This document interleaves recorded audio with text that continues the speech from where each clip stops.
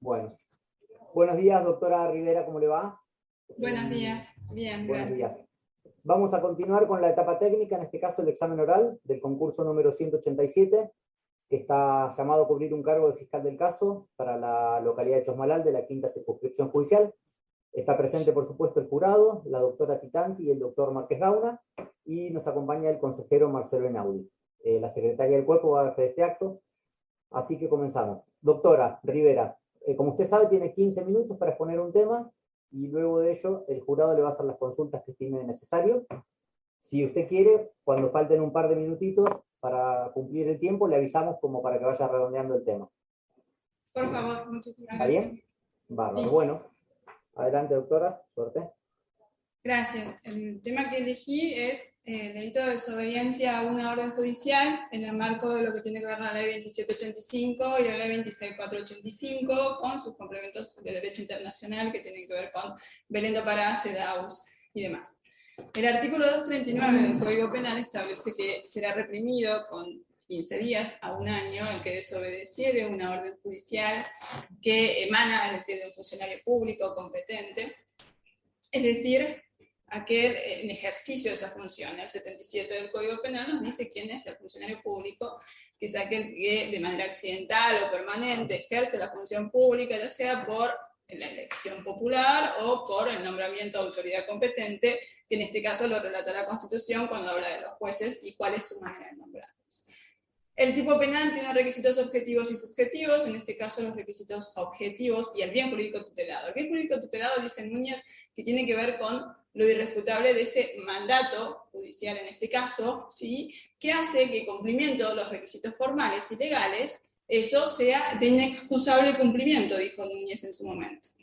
Dentro de lo que tienen que ver con los requisitos objetivos, es una orden emanada de autoridad con competencia material y territorial, que además debe ser clara, debe ser concreta, dirigida a una persona determinada, o varias personas, pero determinadas, y efectivamente comunicada a esa persona. ¿Qué quiere decir? La mayoría de la jurisprudencia ha dicho que tiene que estar notificado de manera personal el denunciado. Requisito subjetivo es el dolo, es decir, ese alzamiento voluntario de no cumplir esa orden, ese conocimiento y esa voluntad de no responder a lo requerido por la orden judicial. Dado esto como preliminar, la doctrina no ha sido de lo más pacífica en la tipificación de este delito. Bonpadre señala que en las leyes, principalmente en los procedimientos civiles y de violencia familiar, al tener una sanción específica a la ley, correría el tipo penal, dice Bonpadre. ¿Por qué? Porque estamos hablando de cuestiones que tienen que ver de índole personales o repercusiones civiles. Se le da la herramienta al juez civil para que, o juez con competencia en violencia familiar, para ser más preciso, para que determinado comportamiento rija esa determinada sanción. Lo mismo dijo Dona. Creus en 1987, ya hace un tiempo atrás, dijo, en este caso, que para que se corriera ese tipo penal, para que dejáramos de tenerlo dentro de la órbita del derecho penal, esa sanción debería tener una tipicidad sancionatoria específica. Y ahí fue claro en establecer de que cuando se trata de órdenes emanadas de esta autoridad que tienen como una cuestión, una finalidad que tiene que ver con el prevenir, ¿sí?, que tiene que ver con el que esa persona deje de hacer ese comportamiento, esa es la finalidad que tiene, dice, en ese caso no se corre para nada el tipo penal. Ahora, ¿qué dijo la jurisprudencia al respecto? ¿Sí? Porque soy breve por cuestión de tiempo. Encontré un fallo de 2009 del TCJ de Neuquén, ¿sí?, que habla exclusivamente de esta cuestión, ¿sí?, y lo señala, que es CLL, soy mala con las iniciales, pero es sobre desobediencia del año 2009 TCJ, donde en ese momento analizaba la ley que era 2212, que también tenía sanciones especiales, y tenía que ver con la 26485, que también era cosa. En ese caso dijo el Tribunal Superior de Justicia, y creo que no perdió vigencia, que fue señalado también después por otros tribunales, de que no borra la jurisdicción penal. ¿Por qué? Porque decir lo contrario implicaría que una ley provincial legisla y legislando deroga el Código Penal. Efectivamente son cuestiones que las provincias han enviado a lo que es la justicia, han pedido esa prerrogativa y se la han enviado al Congreso para que dicte esa ley. Entonces, lo que estamos diciendo aquí es que cómo vamos a correr esa jurisdicción penal, y lo dijo el TCJ, además de decir que es un delito doloso, de cumplimiento instantáneo, y además de ser en cumplimiento instantáneo, no requiere otra violencia, o sea, es el mero alzamiento. Hizo mención en esa época a lo que tenía que ver con las astraentes, es decir, la multa en un lenguaje más llano. En ese caso, lo que dijo, y señaló Alterini también en ese punto, que esa astraente está compelida o invita a compelir al deudor a que cumpla efectivamente lo ordenado. Intenta que ese deudor desista de incumplir. Tiene una finalidad completamente preventiva. En ese punto dijo que el Tribunal Superior de Justicia de Neuquén, que el tipo penal de la desobediencia a una orden judicial lo que apunta es a castigar el proceder injusto del desobediente. Esto es siempre tomando en mira del interés público. Es decir, cuando se correría este tipo penal, y dice el TCJ, cuando hay otro tipo penal impugna, si no, no. Pero es un fallo de 2009, ley 2212, volvamos un poquito más y seguí mi búsqueda de precedentes, no siendo muy lo fructífera que me hubiese gustado ser en este punto, pero sí encontré un fallo del TCJ de Río Negro, de 2013, ya con el cambio de la ley de ustedes en ese punto. ¿Qué dijo el TCJ de Río Negro? Que no perdió vigencia lo que dijo el TCJ de Neuquén. Sí, en ese punto dijo lo mismo, pero señaló los pactos internacionales y dijo, Belén do Pará nos dice que la violencia familiar, o la violencia hacia la mujer precisamente, lo que hace esa violencia es que constituye una violación a los derechos humanos. Y esa violación a los derechos humanos, sin duda, limita esa violencia, limita el ejercicio, el goce de las libertades y los derechos que tienen las mujeres. Y principalmente señaló ese fallo el gozar de una vida libre de violencia, el tener esa libertad y esa seguridad personal, que lo marca el pacto.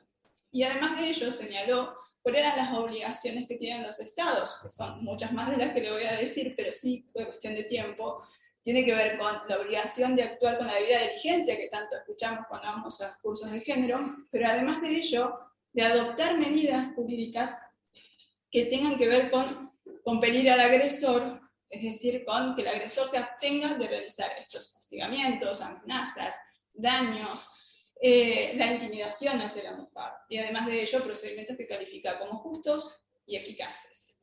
Es decir, esos procedimientos legales justos y eficaces, establecer medidas de protección, juicio oportuno, pero que también la víctima sea parte de ese procedimiento. ¿Y cómo que concatena esto el fallo con lo que venimos hablando?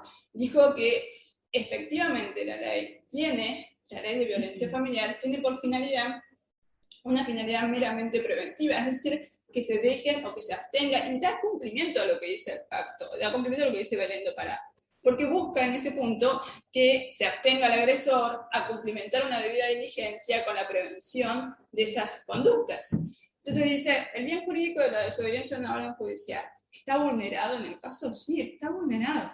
¿Por qué está vulnerado ese bien jurídico protegido? Porque, y lo acredita con los pactos, acreditar lo contrario, decir lo contrario es acreditar la tolerancia a esa conducta, a esas prácticas, que deben ser erradicadas según lo que vengo señalando de la Convención. Pero además de ser erradicadas, son delictivas. O sea, en ningún momento se pone en duda que sean delictivas, si son violatorias de derechos humanos y por lo tanto cargan responsabilidad internacional. También ese fallo mencionó la Corte Interamericana y lo que dijo en el fallo de Campo Algodonero. Dijo que la eficacia judicial en lo que tiene que ver con la violencia, los casos individuales de violencia hacia la mujer, esa ineficacia propicia un ambiente de impunidad.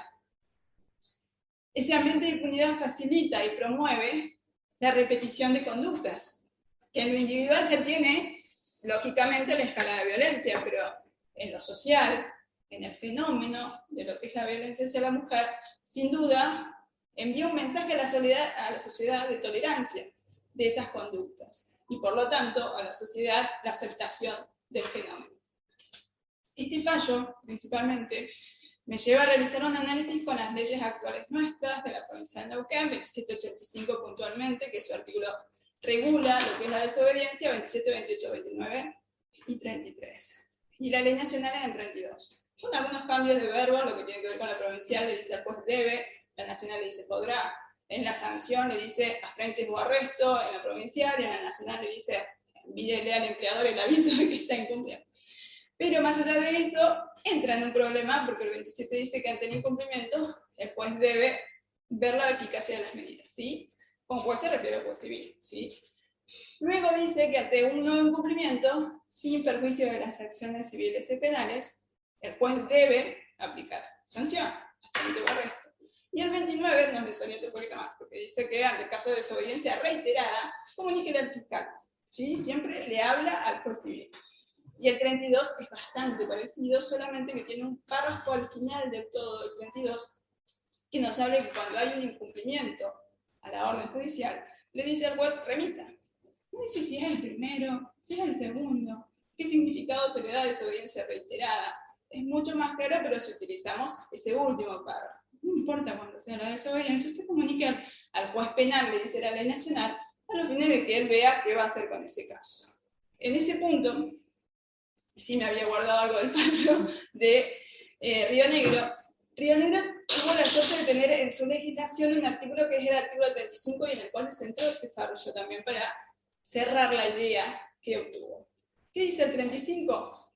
La acción judicial promovida en los procesos de esta ley, es decir, de violencia, no excluye la acción penal que pudiera corresponder ante un delito tipificado en el Código Penal o sus leyes complementarias. Y dice el TCJ de Río Negro, sin dudas, ese artículo afirma y reafirma de que no está excluido la jurisdicción penal. Y cierra con eso la idea.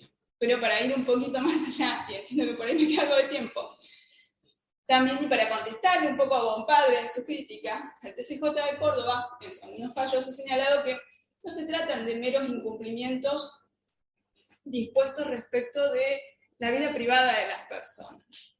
No, la ley de género, la ley de violencia de género en su modalidad doméstica, lo que señala es una trascendencia de un fenómeno social, con esos incumplimientos. Trasciende, vulnera el bien jurídico de ese cordón, pero más aún nos lleva a que vulnera esta administración de justicia que se ha comprometido por los pactos internacionales a erradicar la violencia. Y dice claramente el TCJ que para el caso de que hubiésemos querido tener una sanción dentro de esa ley especial de cumplimiento a todo lo que implica una pena, como lo establece el Código Penal, dice, lo hubiese dicho, pero hubiese también establecido un procedimiento conforme al 18 de la Constitución. Nadie puede ser penado sin juicio previo. En ese punto es bastante claro, y yo llego a la conclusión de esto, en cuanto a que nosotros, evidentemente, si se dan los requisitos del tipo objetivo, subjetivo, del tipo penal, ante esta conducta, evidentemente, ¿cuál es la conclusión? Yo no puedo desacreditar, no puedo desestimar esa conducta. Debo abrir una investigación, ¿sí? Ahora, luego, después veremos cómo es la gestión del caso, pero es una discusión posterior a eso. Sin dudas, debo abrir esa investigación. ¿Y de qué me tomo? Porque no es que la ley nuestra tenga el 35 de ustedes, pero tiene algo parecido, que es el 33, que dice que si de los hechos denunciados surgiera prima facie un delito de oficio perseguible de oficio, sin duda la desobediencia es perseguible de oficio, ante eso envíe a juez la copia de la denuncia. Ahí me dice si es primero, si es segundo, si es desobediencia, no cataloga, no. Claro, pero dice algo mucho más importante a mi criterio, que es, a mi criterio, que sin perjuicio de continuar con la acción propia, le dice el juez. Y acción propia, tranquilamente, puede ser sanciones. No le está diciendo, iniciamos el proceso penal y por lo tanto usted archive la causa. Está diciendo continúe. ¿Por qué? Porque archivar la causa, o sea, abrir una causa de violencia familiar, ¿sí? Porque se da un evento violento, trabajarlo un tiempo, archivar, y luego se da otro evento, pasado 3 meses, abrimos otra nueva causa. Lógicamente es trabajar con la dinámica del expediente que nosotros hemos perdido un poco, bastante gracias a Dios, nosotros como justicia penal en el punto de tener otra lógica de trabajo. Y en esa lógica, cuando hablamos de lo que tiene que ver la gestión del caso, obviamente traspasado esta primera valla y estableciendo que es un delito penal, sí trabajamos con la lógica del conflicto. Sí, no trabajamos con la lógica del expediente, no trabajamos con la lógica de derivación, trabajamos con la lógica de coordinación, que es distinta, que en eso uno lo aprende mucho de Mauri, que es la fiscal de acá de género, y tenemos esa certeza de poder trabajar el conflicto. ¿Es un delito que va a terminar en juicio? Probablemente no. probablemente tenga salidas alternativas. ¿Son malas esas salidas alternativas? No. ¿Por qué no son malas las Doctora salidas? Rivera, Bien. perdón. Hay un Tenés, seguido. todavía te queda Un minuto. un minuto. Más o menos, sí, gracias. Para redondear un poquito y por ahí no irme porque da para muchísimo más, Correcto. porque tiene que ver con cómo creo que el tema fue ambicioso el que elegí en ese punto, porque me hubiese ido por querellante, constitución de querellante y demás. Pero cierro con esto, o sea, en el primer análisis del abordaje de un caso, y que tiene que ver con eso si ingresa o no a nuestros sistemas, evidentemente la conclusión es que no puedo desestimarlo, ese caso, con el análisis que yo he hecho. Esa es mi conclusión, pero ahondaría muchísimo. Nosotros quédese tranquila, doctora, que a todos los postulantes les hemos hecho alguna que otra pregunta sobre su caso para generar la tranquilidad. Tome agua, respire, porque viene, Agarrado velocidad. viene ansiosa, se Sí. entiende. La doctora y yo hemos participado también, hemos estado en su lugar y sabemos Muchas veces. que pasa esto. Usted analizó la ley provincial y ¿qué podría decirnos del requisito de vigencia de la orden para constituir el delito de desobediencia? Creo que está dentro de los requisitos objetivos del tipo para mí. O sea, dentro de mi opinión está el requisito. Debe ser temporal, esa orden emitida debe tener un tiempo de principio y un tiempo de finalización, si no, no estaría dentro de lo que tiene que ver con... vulneraría, lógicamente, los derechos de aquel denunciado, de no tener un razonable conocimiento de cuando se aspira al principio de terminar un proceso determinado. ¿Y cómo trabajaría usted como fiscal con una orden que, por X motivo, la justicia no penal no le ha puesto un término, ¿no? Digamos, hay un juez que dispuso una prohibición de acercamiento, que es básicamente lo que estamos hablando, a una persona y no le puso un término, sino condiciones. Dijo, esta prohibición de acercamiento va a estar vigente hasta que usted haga un tratamiento de violencia, le dijo al violento. Y el defensor le dice, esta orden no es legal, porque no tiene un término, no tiene un tiempo. ¿Qué planteo haría? Si es posible que no tenga el cumplimiento de requisito, como dije, objetivo, o sea, es posible que no se dé el tipo penal si no tiene el cumplimiento de ese requisito objetivo, pero sí realizaría un planteo en el que tenga que ver de poner el límite de temporal, ¿sí? Eso tiene que ver de empezar hacia el futuro, es decir, coordinar con lo que es la justicia civil para que eso no suceda, o sea, uno intenta desde el lugar de la buena comunicación de que eso no suceda, pero... Y en ese punto, el diálogo previo que tiene que ver con lo que tiene que ver la justicia civil, en el hecho de decir, la comunicación debe ser personal, no al abogado. Porque si no, obviamente no voy a poder avanzar con ese caso. Y no, esa es la situación que nosotros debemos evitar, ese típico de errores que por ahí suceden. Pero... ¿Podría estar sujeta a una condición no temporal, sino, por ejemplo, como dice el doctor, no por 3 meses, sino hasta que realice un tratamiento psicológico? Sí podría, sí, en ese caso pudiera establecerse un tratamiento psicológico ante el Hospital Chosmaral, en el cual ahí tenés un equipo de referencia que le va a otorgar un alta. Creo que ahí lo podría pelear. Sí. A eso íbamos, supongamos, dictó la orden, prohibición de acercamiento, le dijo, usted tiene prohibición de acercamiento a esta señora hasta que haga el tratamiento, se lo notificó personalmente al señor, al abogado del señor, y esa orden, con esa condición, quedó firme de esta manera, ¿no? Es una orden, civilmente no es más discutible. Penalmente, viene otro defensor y dice, esa orden no es legal o no es legítima. ¿Usted como fiscal qué respondería? ¿Qué argumentaría? Que igualmente tiene un plazo, aun cuando sea un plazo cierto, como marca una fecha determinada, pero sí podría cuestionar, sí podría establecer al juez de garantía que efectivamente tiene un plazo, porque podría tranquilamente hablar con el equipo interdisciplinario que lo está tratando y que ellos establezcan que el tratamiento implica un alta. Y esa alta es un plazo, y es un término, y es considerable. Entonces, por ahí, no sé si responde. Sí, perfecto. Vinculado con esto, el Código Neuquino tiene algunas cuestiones interesantes respecto de la prisión preventiva. ¿Qué nos puede relacionar la prisión preventiva y la violencia de género en el contexto procesal neuquino? El artículo 114 nos establece los requisitos de la prisión preventiva. Más allá de establecer que tenemos materialmente el hecho, la autoría y demás, nos habla de los peligros que puede haber, y en las cuestiones de género nos tiene el 114.4, nos establece cuáles son esos peligros, es decir, si hubo, por ejemplo, en este caso de desobediencias, si ya hubo una reiteración de esas desobediencias, existe un expediente civil en el cual se encuentra constatada esa desobediencia y nos permite solicitar la prisión preventiva cuando se trata de ese tipo de casos. Y además de ello, respecto al cuidado de la víctima también, cuando tiene que ver con que esa víctima haya sufrido algún tipo de amenaza, tanto ella como su familia, y que pueda poner en peligro su seguridad personal, su seguridad.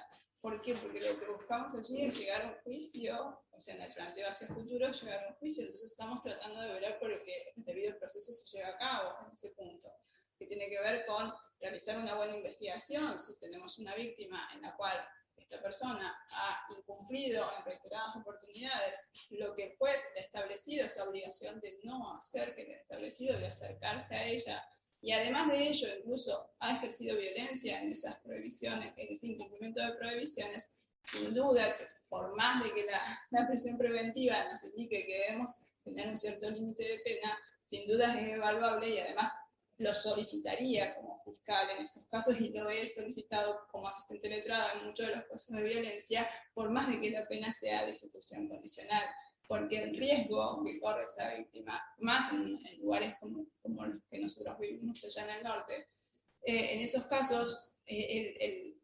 auxilio no es tan fácil de llegar a ciertos lugares. Si tengo una mujer rural que está en el campo, que han ejercido violencia sobre ella incluso, y ha incumplido en reiteradas oportunidades, nunca se lo puede encontrar en flagrancia en el delito, porque evidentemente el campo tiene más de 2.500 hectáreas, y obviamente en esos casos genera un riesgo mayor y un riesgo más alto. Si tengo incluso los informes interdisciplinarios de lo que es violencia, y también nos están marcando que hay un riesgo alto, cuáles son esos criterios de riesgo alto, entiendo que es indispensable, que no hay otra medida posible en ese caso para pedir. Voy a aprovechar el caso, permiso, doctora, para Sí, ir no. a una cuestión práctica, porque usted ya empezó a hablar de pedido, pido. ¿Cómo acredita usted probatoriamente esta reiteración de las desobediencias? ¿Cómo lo piensa? ¿Cómo lo lleva al legajo? ¿Cómo propone probarlo en términos probatorios? Sí, en términos probatorios tenemos el equipo interdisciplinario de violencia, sí, tenemos psicólogas y asistentes sociales que realizan las evaluaciones de riesgo, o sea, ponemos también en énfasis sobre eso, pero además de eso, fue notificado personalmente de esa orden, se emitió esa orden está emitida por un juez, o sea, que puedo acreditarlo con el expediente incluso como prueba documental y como testimonio de quien requiera, oficina judicial, oficina de violencia familiar que lo haya notificado de manera personal, si se hizo mediante audiencia, si la audiencia fue grabada, también solicitar la grabación, o sea, tenemos innumerables medios de prueba para poder acreditar esa desobediencia a la orden judicial, y en el caso, cuando se da ese incumplimiento, es decir, qué conducta llevó adelante para incumplir el no hacer, esa conducta puede estar dada en flagrancia o en no flagrancia. Si se da en flagrancia, voy a tener un personal policial que ya acudió al lugar y principalmente voy a tener relato de esa víctima, quien va a ser la primera persona a quien uno intenta entrevistar y intenta poder obtener la mejor información y la mejor calidad de la información, porque la policía pudo haber llegado después y el hecho pudo haber sido en ese momento resaltado únicamente por ella, no por otras personas, porque pudo haber estado sola, y eso no quiere decir que yo tenga un testimonio único, ¿sí? Suponemos que el juez civil le dispuso sanciones a esta persona con anterioridad por otros hechos. ¿Sí? ¿Cómo ofrece esa prueba usted? En cuanto, por ejemplo, al arresto, que tiene que ver con que queda un registro, en lo que es la comisaría 24, por ejemplo, de Chosmalal, queda un registro de qué días hasta qué días estuvo arrestado y el personal policial que actuó tanto en ese procedimiento de arresto como cuando le dieron la libertad. ¿Y las resoluciones judiciales cómo las piensan? Supongamos que el juez dictó una resolución que dijo, por esto yo le voy a dar 3 días de arresto. Sí. ¿Cómo lo piensa procesalmente desde el sistema penal probatoriamente? ¿Cómo lo ofrecería? ¿Cómo lo ofrece? ¿Cómo lo mencionaría quizás en una audiencia de formulación? Sí, ¿Y cómo lo ofrecería para juicio? Claro, la constancia del expediente, evidentemente, porque está foliado, forjado, es un instrumento público y se puede acreditar fehacientemente que existe esa orden, de que existe además la notificación hecha por el personal policial y todo. Y en el juicio sí podría ofrecerlo generalmente como una convención probatoria. No se discute mucho en ese punto, salvo que quiera discutir que el código. Pero una convención probatoria creo que anda bien. O eso sería mi intención. Era pensar Sí. Sí, vamos con la otra probatoria que... Sí, está hay muy- una que me quedó una duda, no, una pregunta. Usted habló, doctora, de aplicar la debida diligencia reforzada en este tipo de investigaciones donde hay algún contexto de violencia de género. ¿Cómo traduce eso en una investigación concreta, por ejemplo, de un femicidio? Primero, creo que la debida diligencia está en poder concurrir al lugar del hecho, en trabajar en el lugar del hecho conforme a los distintos protocolos que ya existen y que podemos trabajarlo en eso, en recolectar la evidencia en ese momento, o sea, que tiene que ver con las entrevistas que se puedan hacer, en trabajar esa debida diligencia, no solamente con la víctima, porque no es, si bien es un medio muy importante en el femicidio. En femicidio. Si bien a la víctima no la tenemos, pero sí tenemos familiares, sí tenemos contextos, sí buscamos toda la mayor cantidad de información que nos permita tener ese reforzamiento de las diligencias. ¿Por qué lo dijo la Corte Interamericana en Campo Algodonero?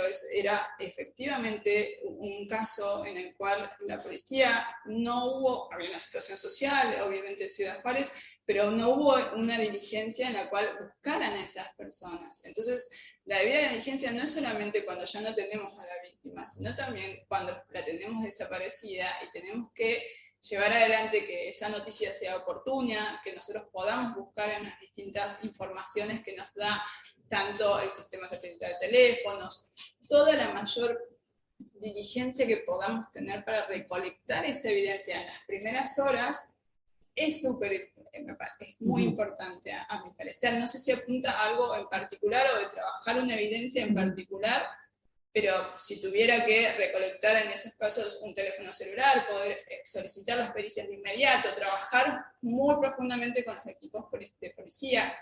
No tengo los equipos que tienen homicidios acá, pero sí estamos tratando de armar un equipo de investigadores que puedan tener también la facilidad con nosotros de poder ayudarnos en la investigación de estos casos cuando se trata de lugares tan amplios.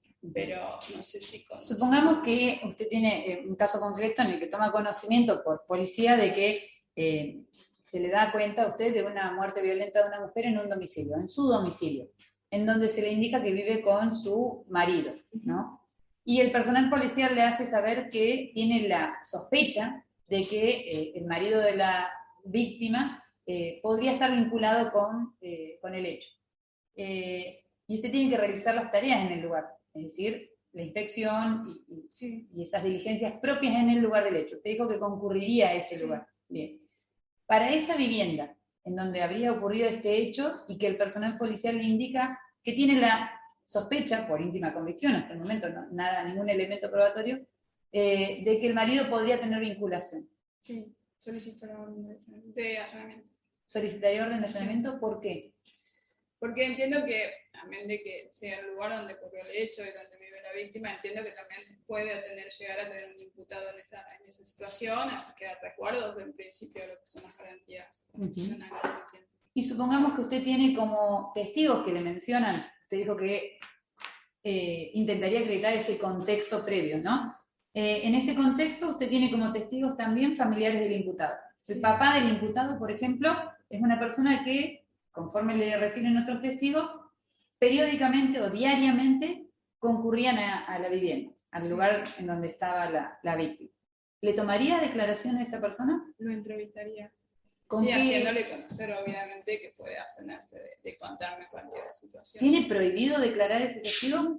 No, tiene la posibilidad o la facultad de abstenerse, incluso en juicio, de quizás yo tomar una entrevista en el momento y luego en juicio no lo tenga, sí, probablemente me nos diga, pero en juicio se le pregunta seguramente, pero para mí no lo tengo. Y si usted tuviera, perdón, me engalé. Si usted tuviera detenido al imputado, usted ya superó quizás esa inicial sospecha, lo detuvo, dispuso su detención. Sí. Y tiene 3 testigos en la fiscalía para entrevistar. Sí. ¿Le avisaría a la defensa de que los va a entrevistar? Sí, ¿por qué no? ¿Lo convocaría al defensor a presenciar esas entrevistas? No lo convocaría, si fuera lo que usted me está preguntando. Sí, hay aviso de que estoy iniciando una investigación y sí hay aviso de qué es lo que estoy realizando. O sea, yo no le ocultaría a la defensa esa situación. No me parece... No, reformulo.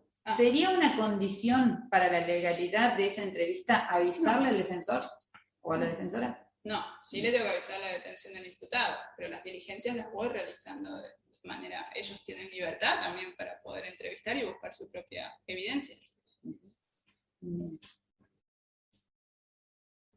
Vamos a seguir en la línea de la evidencia que la estamos trabajando. Usted concurre a una audiencia de control de acusación, revisa la prueba de la defensa. ¿Cuáles son los motivos por los que usted podría solicitar que no se admita esa prueba? ¿Cuáles son lo que le prevé la ley para discutir admisibilidad de prueba en esa audiencia? Porque sea ilegalidad, porque resulte sobreabundante, impertinente. Impertinente. ¿Y qué sería la pertinencia de la prueba? Que tenga relación con el objeto de juicio que vamos a llevar adelante, con nuestros derechos puntualmente, que tenga una relación de eso. Y cuando es la prueba de la defensa, ¿cómo sabe si guarda relación con el objeto del proceso? En la audiencia, el juez le suele solicitar explicaciones de ello, no tiene por qué revelar su teoría del caso, pero sí tiene que establecer cuál sería la relación. ¿Por qué no? Supongamos que el defensor le dice a usted esto que usted acaba de afirmar. No tengo obligación de develarle mi teoría del caso. Y ofrece prueba. ¿Usted qué plantearía? La objeción al ingreso de esa evidencia, si no acredita de que tiene una relación de pertinencia con el objeto del hecho que estamos llevando a juicio, sin dudas. Y para evaluar la pertinencia, ¿qué rol juega la teoría del caso? Algunos dicen que se ve afectada porque te obliga de alguna manera a mostrar las cartas, dicen algunos, pero entiendo que no. Yo no estoy de acuerdo con eso, entiendo que no te obliga a mostrar las cartas, en absoluto. No te ponen en un lugar de indefección como defensor, decir no voy a tener las herramientas, no tenés por qué ocultar nada, vamos a un contradictorio y vamos los dos con las mismas igualdades de armas en ese punto. Y en este sentido que usted dice no tengo por qué ocultar nada, supongamos que el defensor ofrece testimonios, que no son suyos, que son de él. Y usted se entera cuando ofrece la prueba del testigo. ¿Cómo hace usted para saber si ese testigo es pertinente o no es pertinente? Solicito la explicación a la defensa, a los fines de que explique eso. Si se niega esa explicación, entiendo que no da respuesta a lo que le estamos solicitando y entiendo perfectamente que no corresponde el ingreso a esa prueba. ¿Usted le pediría a la defensa si tiene declaraciones previas de ese testigo? Sí, ¿por qué no? ¿Y la defensa puede decirle no se las doy? Sí puede decirme no. Y sí le haría saber después de esa situación. ¿Qué situación? Si estamos en la audiencia de control de acusación, me estamos en dice, ese contexto. tome, acá tiene la declaración, está todo bárbaro, puedo constatar y mirar la declaración y puedo sostener o no mi objeción dependiendo de lo que surja en ese punto. Si él dice no, ante el juez, no quiero prestarle la declaración, entiendo que no corresponde. Y en términos de litigación, ¿qué utilidad tendría para usted tener la declaración previa de un testigo de la contraparte? En los términos de siempre conocer sobre qué es lo que va a declarar ese testigo, para los fines de llevar adelante un juicio en el cual realmente se dé el contradictorio. No sorprenderme, no ir a la pesca. Por eso, supongamos, es un testigo de la defensa y a usted le dan una declaración previa. Se la dio la defensa. ¿Sí? ¿Qué exploraría usted como fiscal respecto, qué uso le daría esa declaración previa del testigo de la contraparte? No del suyo. ¿En juicio? En el juicio. Sí, para refrescar memoria en el caso o para marcar alguna contradicción. El testigo de la contraparte. A ver, usted dice en el contraexamen. Usted lo usaría en el contraexamen. La tendría presente para el contraexamen. Sí, para el contraexamen. ¿Qué buscaría usted en un contraexamen? ¿Qué busca cuando tiene que pensar en un contraexamen? ¿Cuáles son las posibles líneas en general? No un testigo particular. Primero, la estrategia de ir a un contraexamen depende mucho de conocer previamente qué es lo que va a hacer el testigo, porque es una estrategia de decir voy o no a un contraexamen sabiendo lo que estoy buscando o lo que por ahí no me va a brindar el testigo. O sea, saber qué me va a brindar el testigo y buscar en ese brindar poder desacreditar, no siempre con éxito quizás, pero desacreditar la teoría del caso de la defensa, enmarcar algunas contradicciones, pero no ir más allá, o sea, no buscar algo que el testigo no me va a dar, o sea, y eso depende de la estrategia de cómo vea yo que el testigo viene en el punto de las declaraciones previas, qué sabe y sobre qué sabe. Así que lo primero a pensar entiendo que es elegir o no realizar ese contraexamen, y dentro de la elección de ese contraexamen, evaluar qué es lo que me puede entregar el testigo. Usarlo con prudencia. Sí, yo voy a volver sobre una pregunta que le hizo el doctor. Supongamos que hay testigos de la defensa, usted como fiscal los va a conocer antes de llegar a esa audiencia de control de acusación, es decir, los va a tener por escrito, al menos la mención, previo a esa audiencia. El defensor le dice que no tiene entrevistas previas de esas personas, y usted no sabe para qué son esos testigos. ¿Qué hace usted? ¿Espera a ser convocado a esa audiencia? ¿Qué hace con esos testigos? ¿Los convocan en su fiscalía? Totalmente. ¿Está bien hacer eso? Sí, nada me lo impide. Bien. Por eso quería aclarar eso. Si usted tiene la posibilidad, y es más, como usted decía, es el deber más que la posibilidad, por no ir a la pesca o por no ir a la incertidumbre de que ese testigo nos pueda decir hasta inclusive que fue presencial, ¿no? Tal cual. Bien. Supongamos que la defensa se opone a algún testigo suyo porque dice que en realidad es un testigo presencial, pero que al momento del hecho estaba alcoholizado, así que seguramente no tiene información de calidad. No es relevante, no es importante y no va a poder acreditar lo que usted considera que va a acreditar. ¿Cómo contestaría ese planteo? ¿En base a qué entiende la defensa que se encuentra acreditado el estado de alcoholemia de ese testigo? ¿Puede el defensor oponerse con esos argumentos a la admisibilidad de ese testigo? Como poder puede, pero no tendría para mí una cabida. ¿Cómo defendería usted que el juez le acepte ese testigo? El primero principal, brindando información de que el testigo no estaba alcoholizado, o sea, desacreditando lo que está diciendo la defensa en ese punto. O sea, no hay ninguno de los otros testigos que refiere a que ese testigo estaba alcoholizado, no se le tomó ningún tipo de muestra porque no se sentía un aliento etílico en ningún momento. ¿Y si fuera un testigo alcoholizado? En el caso de que si fuera un testigo alcoholizado, no sé si hubiese tomado la decisión en cuanto a presentarlo como testigo si es que no tuvo una entrevista previa de calidad en la cual me refiriera información de calidad. Pero es un testigo alcoholizado que le dice quién fue el autor. Y usted lo tiene que llevar a juicio. Y está en el control de acusación y el defensor se opone porque es un testigo que estaba alcoholizado. ¿Puede oponerse? ¿Usted sí. cómo defendería eso?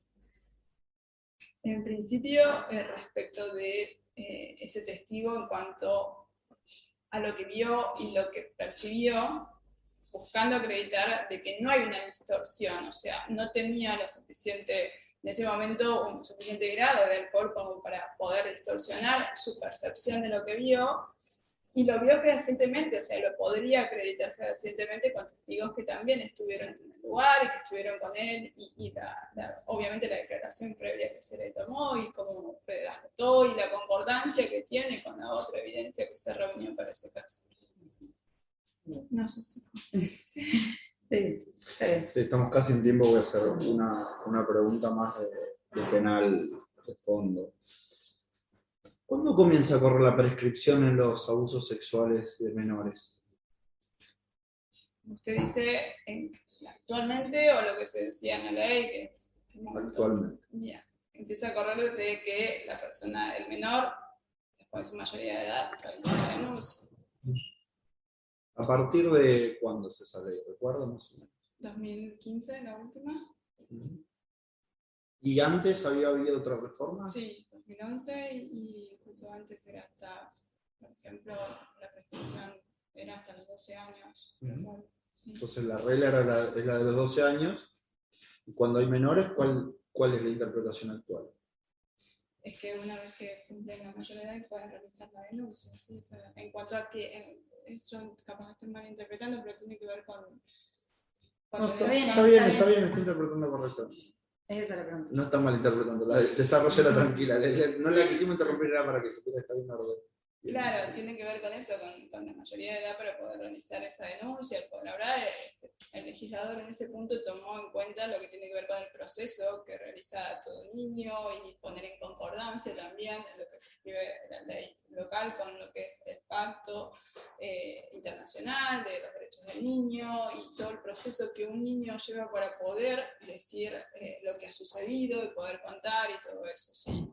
Eso no implica que no tengamos hoy en día denunciados hechos de hace muchísimos años, 28 años, y que la respuesta es de que efectivamente la prescripción está dada en esos casos, y que además de estar dada, la Corte Interamericana, y hay un fallo de la Corte de aquí, de la Corte Nacional, que es el fallo Funes, que hace como un reconto de toda la jurisprudencia de la Corte Internacional, en el cual dice que en esos casos, cuando ya lamentablemente está prescripto el delito, establece en qué casos puede haber una imprescriptibilidad, un delito de lesa humanidad, y dice, son los casos en los cuales existió tortura, como Bulacio, son los casos en los cuales hay una desaparición forzada de personas o una ejecución extrajudicial. En ese punto, lo que dice que pasa con este tipo de casos.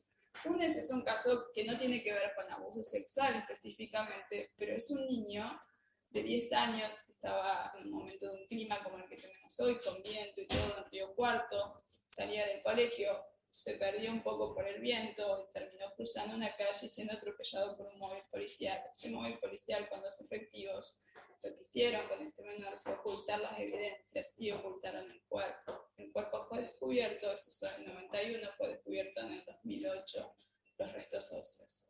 Entonces, en ese marco de decir, la Corte dice, todos los delitos que llegan a mi conocimiento evidentemente son delitos que lesionan los derechos humanos y son de gran importancia y trascendencia. Ahora, cuando hablamos de prescripción, es claro en ese punto, pero también Vera, yo no soy muy buena con los nombres de los casos, pero sí Vera y algunos otros de la Corte establecieron de qué es la respuesta que el Estado debe dar para ello. Tiene que ver con realizar las diligencias de investigación, es decir, darle respuestas a madre en los casos que hemos tenido en nuestro país, darle respuestas a madre, a esos familiares, de qué sucedió en el caso de algún delito de esas características, en el caso de Funes, también darle respuesta de que no solamente a la familia, sino a la propia víctima, de qué fue lo que sucedió. Es decir, le dice, usted puede cerrar la investigación apenas inicia, no, investigue. Cuéntele qué es lo que sucedió. Tiene derecho a lo que le dicen la verdad. Tiene derecho a conocer la verdad. Una víctima alguna vez me dijo que ella, a pesar de que el hecho es prescripto, a pesar de ello, dice, yo siento que al poder investigarlo, no lo soñé. Entonces, en ese punto creo que nosotros damos respuesta a la cuestión de la prescripción, aunque más nos pese, es un delito que está prescripto, pero creo que aún podemos hacer un poco más. En ese caso, ¿habían pasado cuántos años? Y no recuerdo bien, pero habían pasado varios años, ¿sí? Pero supongamos que es, una joven de 20 años y va a hacer una denuncia por un hecho que habría ocurrido cuando ella tenía 10 años. En ese caso, u 8 años, como, ¿no? En ese caso. No sacar la cuenta de matemáticas. 8. Sí, si estuviera prescripto, evidentemente el delito se refiere, o si no estuviera prescrito, tiene 20 años, mañana, 20 años. Sí, mañana va a la fiscalía y se presenta una chica, perdón, Sí. de 20 años que le quiere denunciar un hecho de abuso sexual simple que ocurrió bien. Sí. cuando tenía 8. Bien, ¿y la pregunta? ¿Estaría prescripto? ¿Qué le diría? ¿Cómo la atendería esa víctima? Sí, primero escucharla, indudablemente, tomar la denuncia, sí, creo que es importante porque ha llegado a esa instancia de tomar la denuncia, luego de tomar la denuncia, de hablar con ella y analizar que efectivamente, tengo la posibilidad de que efectivamente esté prescripto, poder hablar de eso, qué significa la prescripción, porque nosotros lo decimos y lo entendemos en términos bastante jurídicos, pero el lenguaje claro todavía lo estamos trabajando. Y en ese punto también cuáles son las alternativas y qué es lo que ella querría y escuchar qué es lo que ella pretende del proceso penal. En el caso de no estar prescripto, poder señalar cuáles son las expectativas respecto a este caso, lo que tiene que ver con salidas alternativas al caso o no, hacia dónde vamos, cuál es el rumbo. Explicarle muchas veces a una víctima de abuso sexual que no está prescripto el delito, cuáles son los procesos por los cuales ella va a pasar. Es decir, si todavía es una joven de 15 años que va a pasar por cámara Gesell, explicarle a la familia en qué consiste la cámara Gesell y buscar un lenguaje llano. Si es una persona de 20 años, explicarle que puede haber una pericia psicológica en la cual va a estar frente a un psicólogo. Soy de las que creen también de que en hechos muy graves de violencia de género, la primera entrevista debiera ser una entrevista en cámara Gesell y con los cuidados. Entiendo que que por ahí es mucho más allá, pero creo que algunos jueces de la provincia de Neuquén también entienden casos muy aberrantes. Esa escucha por parte de un profesional. Nosotros somos abogados, ni por más que querramos tener esa especialidad, no la tenemos, pero esa escucha en ese momento es sumamente importante, brinda cantidad de información, no solo para el caso, sino para que ella pueda procesar eso adelante. Pero sí, hablaría no solamente del presente, sino del futuro. Las estructuras de lo que tiene que ver con las denuncias de violencia yo las enmarco como en 3 grandes partes. Y realizo una entrevista que tiene que ver con esas 3 grandes partes, es decir, el pasado, el presente y el futuro. Bien. Seguiría, pero estamos en tiempo. Muchas gracias, doctora. No, bueno, muchas gracias. Gracias a ustedes. Muchas gracias, doctora Rivera. Muchas gracias a ustedes.